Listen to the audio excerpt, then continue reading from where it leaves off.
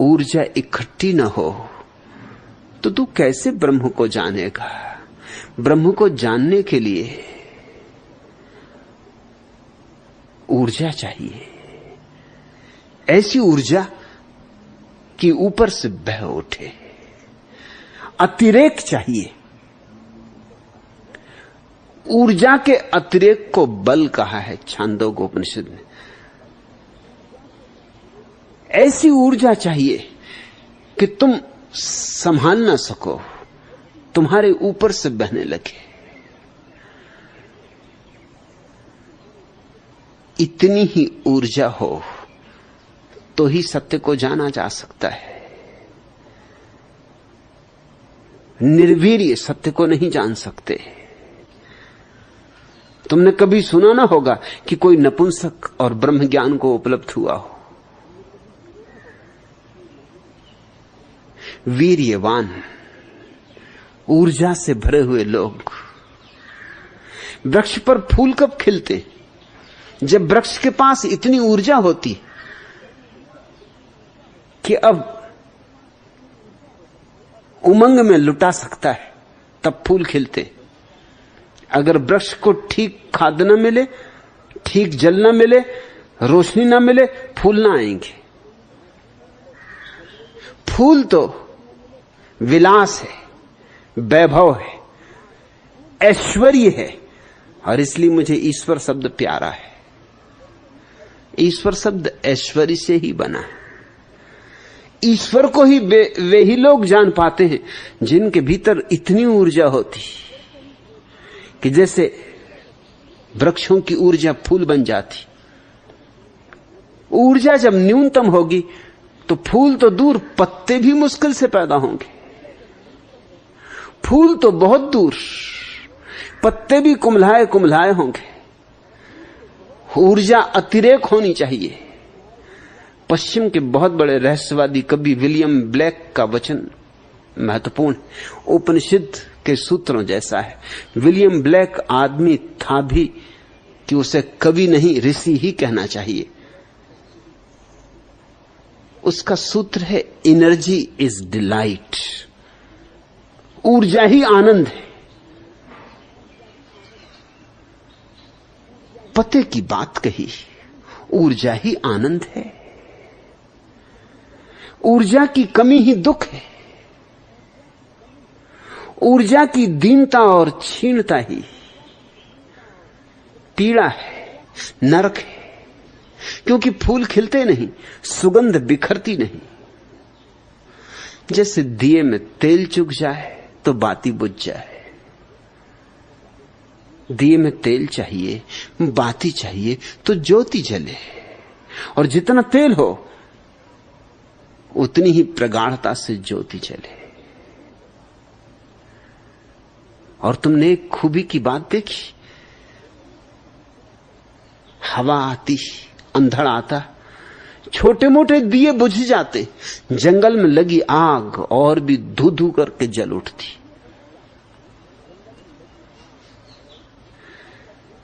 छोटे दिए बुझ जाते, हवा का झोंका आया कि गए। लेकिन बड़ी आग और बड़ी हो जाती। तुम्हारे भीतर ऊर्जा हो तो परमात्मा की ऊर्जा भी तुम्हारी ऊर्जा में संयुक्त हो जाती। तुम्हारे जीवन में यूं आग लग जाती जैसे जंगल में आग लगी हो।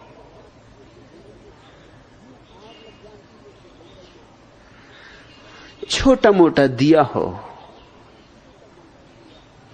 तो जरा सा हवा का झोंका और उसे बुझा जाता है। इसे स्मरण रखना। क्षुद्र ऊर्जा से नहीं चलेगा, विराट ऊर्जा चाहिए।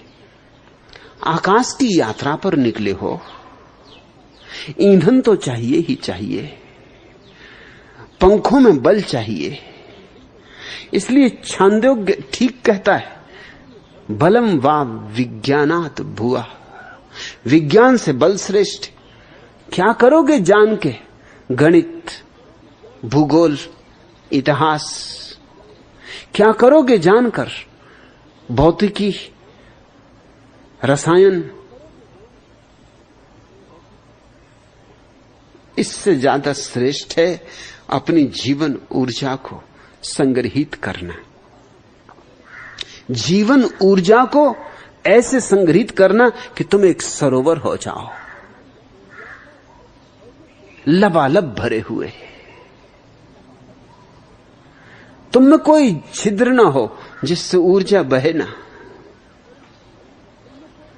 तुम्हारा घड़ा जब पूरा भरा हो, ऐश्वर्य से भरा हो, तो ईश्वर को जानने की क्षमता है।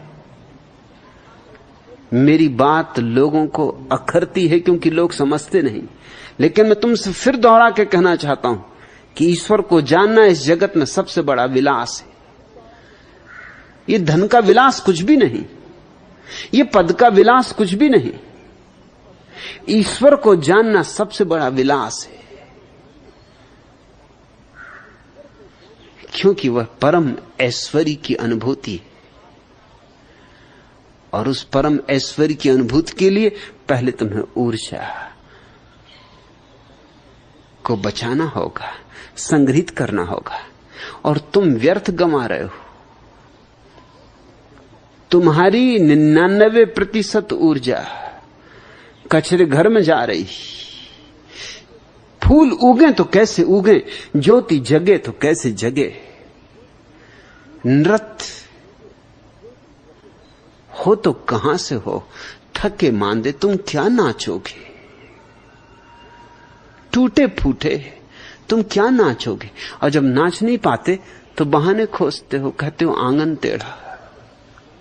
नाच न आवे आंगन टेढ़ा। अब आंगन के टेढ़े होने से कुछ नाचने में बाधा पड़ सकती। अरे जिसको नाचना है, आंगन टेढ़ा हो कि सीधा हो, नाचेगा। अगर नाच है तो आंगन को ही सीधा होना पड़ेगा। नाचने वाले की ऊर्जा आंगन को सीधा कर देगी। आंगन का तिरछा होना कहीं नाचने वाले को रोक सकता है। लेकिन क्या क्या बहाने हम खोजते। ऊर्जा की कमी है। पूछते फिरते हैं कि जीवन में दुख क्यों है। दुख का कारण सिर्फ इतना है कि सुख होता है ऊर्जा के अतिरेक से। महा अतिरेक से आनंद होता है। और तुम्हारे जीवन में बूंद बूंद कर सब चुका जा रहा है। और ख्याल रखना, बूंद बूंद गिरता है, लेकिन गागर ही नहीं, सागर भी खाली हो जाता है। बूंद बूंद गिरता रहे, तुमसे अलग होता रहे। बूंद बूंद टपकती रहे तो गागर तो खाली होगी ही, सागर भी खाली हो जाता है। और तुम किस किस तरह से अपनी ऊर्जा को व्यर्थ कर रहे हो। तुम्हारे पास जितनी इंद्रियां हैं उन सब से तुम दो तरह के काम ले सकते हो। एक तो ऊर्जा को भीतर ले जाने का, और दूसरा ऊर्जा को बाहर फेंकने का। यही अंतर्मुखी और बहिर्मुखी का भेद है। बहिर्मुखी मूढ़ है। दरवाजा तो एक ही होता है। उसी दरवाजे पे एक तरफ लिखा होता है प्रवेश, एंट्रेंस। उसी दरवाजे पे दूसरी तरफ लिखा होता है एग्जिट। उसी से तुम भीतर आते, उसी से बाहर जाते। कोई दो दरवाजों की जरूरत नहीं होती।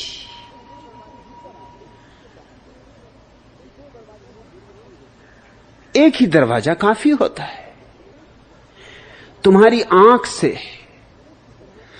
तुम्हारे देखने की ऊर्जा बाहर भी जाती और भीतर भी आती।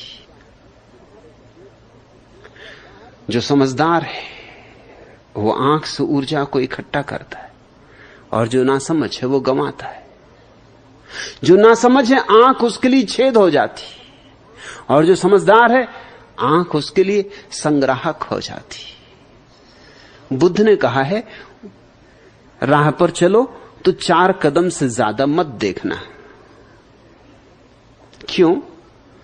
क्योंकि ज्यादा की क्या जरूरत है। चलना है तो 4 कदम देखना पर्याप्त है। जब 4 कदम चल लोगे तो 4 कदम आगे दिखाई पड़ने लगेगा। 4 कदम देखते देखते तो हजारों मील की यात्रा पूरी हो जाएगी, लेकिन तुम 4 कदम छोड़ के सब देखते हो। वो 4 कदम भर नहीं देखते जो चलने। दीवाल पर लिखा है डोंगरे का बालमृत, पढ़ो।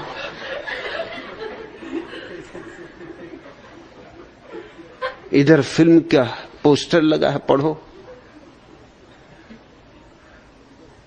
इधर कोई खोंचे वाला खड़ा है,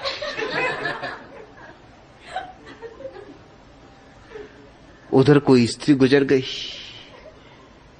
इधर किसी छल छबीले ने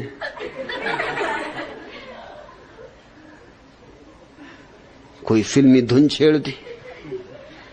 क्या क्या हो रहा है चारों तरफ, तुम करो भी क्या? आंखें भागी फिर रही, सब तरफ भटक रही। वैज्ञानिक कहते हैं कि आंख से मनुष्य की 80% ऊर्जा बाहर जाती।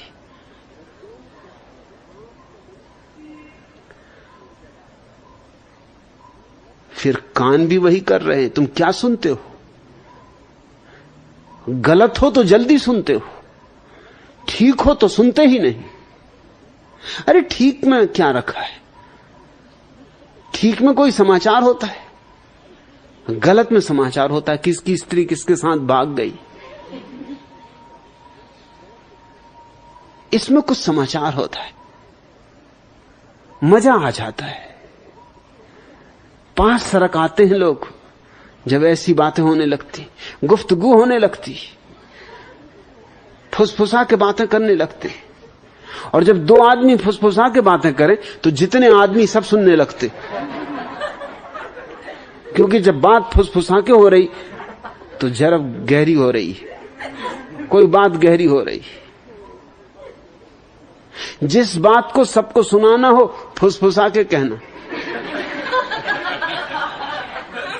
किसी के कान में कह देना और उससे यह भी कह देना कि भैया किसी को बताना मत, कि कसम है तुम्हें मेरी, अगर किसी को बताओ बस वो बात पूरे गांव में पहुंच जाएगी, वो हर एक के कान में पहुंच जाएगी। कचरा सुन रहे हो, कचरा देख रहे हो, कचरा पढ़ रहे हो, और फिर कहते हो दुख क्यों है? कचरा खा रहे हो, कचरा पी रहे हो। तुमसे शुद्ध जल न पिया जाएगा, कोका कोला चाहिए।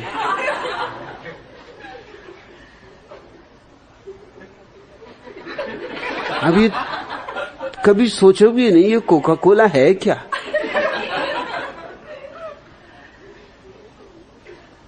इसमें है क्या?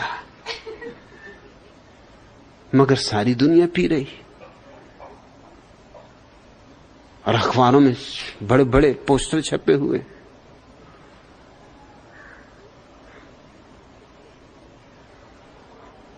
अखबार पढ़ रहे हो, लोग कोका कोला पी रहे हैं, लोग अखबार पढ़ रहे हैं, फिल्में देख रहे हैं, रेडियो पे सुन रहे हैं, और सब जगह एक ही चर्चा है कि अगर जिंदगी का मजा लेना है तो कोका कोला के बिना नहीं। Live a little heart, sip a Gold Spot, नहीं तो जिंदगी बेकार गई, किसी काम ना आई। लोग क्या खाते हैं, क्या पीते हैं, क्या सुनते हैं, क्या देखते हैं, अगर तुम जरा हिसाब रखो तो तुम्हें साफ दिखाई पड़ेगा तुम क्यों दुखी हो।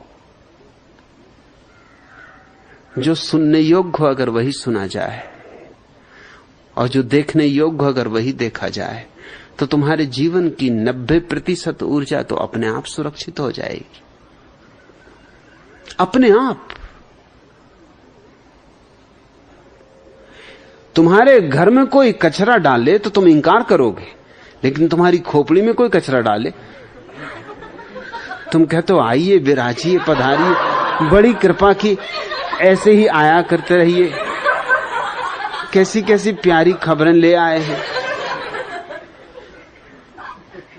धन्य भाग क्या आप पधारे, कृतकृत्य हो गए, कृतार्थ हुए।